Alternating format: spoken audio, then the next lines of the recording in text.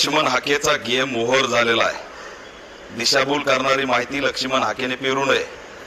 SC आणि एसटीच्या आरक्षणाला सुद्धा धोका आहे. अशा पद्धतीचं दिशाभूल करणारं स्टेटमेंट करायचं. आंदोलन चालू असताना आंदोलन संपल्यावर ओबीसी मराठा जी दंगल करायची होती ती घडली नाही, याचं मोठं दुःख लक्ष्मण हाकेला झालंय.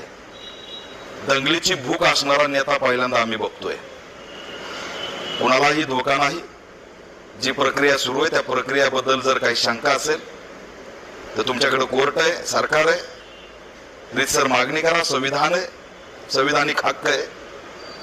पण समूहामध्ये भांडणं कशी लागतील, समूहामध्ये जातीय सलोखा कसा बिघडेल, हा जो सातत्याने प्रयत्न केला जातोय तो दुर्दैवी आहे.